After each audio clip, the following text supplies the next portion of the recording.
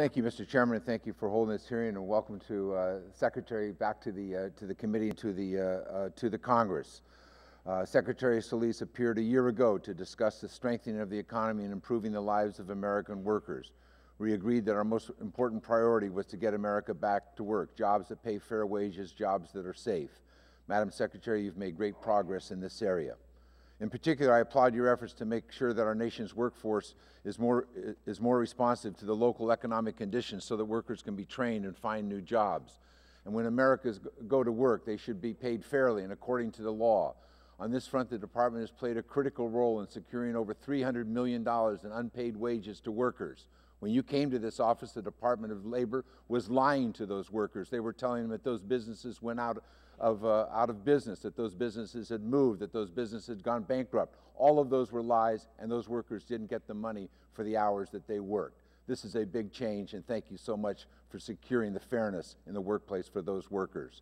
I am very pleased that the Department has moved quickly to respond to the Upper Big Branch mine explosion and other workplace tragedies. Workers are safer on the job, and unscrupulous employers are held more accountable for putting their employees in danger. However, all of this progress is now threatened. The House is now debating the Republican spending bill that will reverse this course.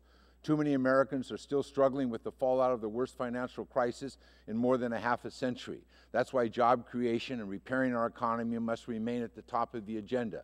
Central to this mission are millions of American workers and local businesses that utilize the Workforce Investment Act employment and training services each year.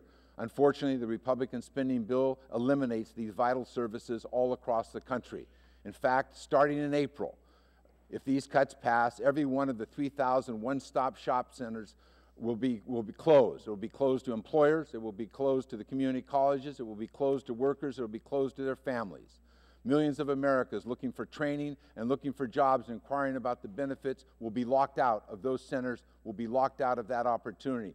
This at a time when fewer Americans are being recalled to the job they had before than any other recession in this country's history. These workers, their families need the training opportunities, the retraining opportunities so that they can be employed in their local community.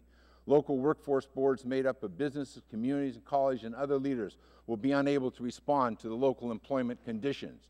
In light of the Chairman's previous statements in support of this important program, I hope he would agree that totally eviscerating WIA is short-sighted and unwise. Finally, when Americans go to work, their jobs should be safe. Unfortunately, the Republican spending bill would slash worker health and safety. Last April, 29 coal miners never returned from their families on their shift deep in the West Virginia mountain.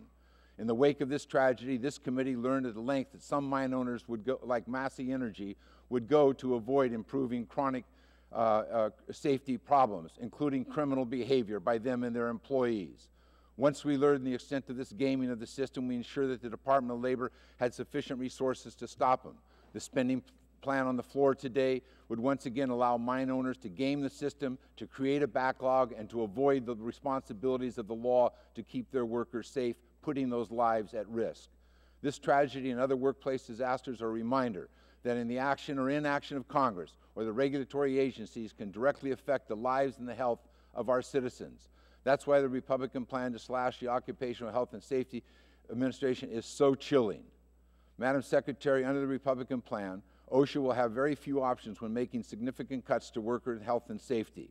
There would be thousands of fewer workplace hazard inspections. OSHA would be cut to 1974 staffing levels. 1974, a great year, the year I entered Congress. We would go back to those staffing levels, although there's almost 65% more workers in this country than there were then. There will not be enough investigators to conduct the fatality and accident investigations needed, and the funding of OSHA's website would be zeroed out, a website that provides employers the access to guidances, to compliances, to enforcement and information that they rely on every day would go dark. Workers are not cogs in a wheel. They are fathers, mothers, sons, and daughters. They deserve basic health and safety protections. We've seen what happens when you rely on self-certification, voluntary compliance, and inadequate protections. Upper Big Branch mine explosions happened. The Deepwater Horizon from the rogue safety company of British Petroleum. The Texas City explosion of British Petroleum. The Imperial Sugar explosions that caused these sons, daughters, husbands, wives their lives. By statute, the Department of Labor is tasked to, I quote, foster, promote, and develop the welfare of wage earners in the United States, to improve their working conditions and to advance their opportunities for profitable employment. For too long, that mission was forgotten, but you have made progress, Madam Secretary, in restoring the mission in the last 2 years. Unfortunately, the Republican spending bill will turn this progress on its head. No one is in favor of wasteful spending. No one is in favor of special interest loopholes, but the outdated government regulations that don't work, none of that is favored by anyone on this committee. But instead of identifying real government waste like subsidies to big oil or tax cuts to billionaires, the Republicans have decided that all of the spending cuts will fall on middle Americans and their families, their time at the workplace and their time in seeking education and training. That is not a recipe for success of this economy in the future, in the future globalized world. Our workers and our safety and our nation's economic competitiveness can ill afford these unwise cuts. And I yield back the balance of my time.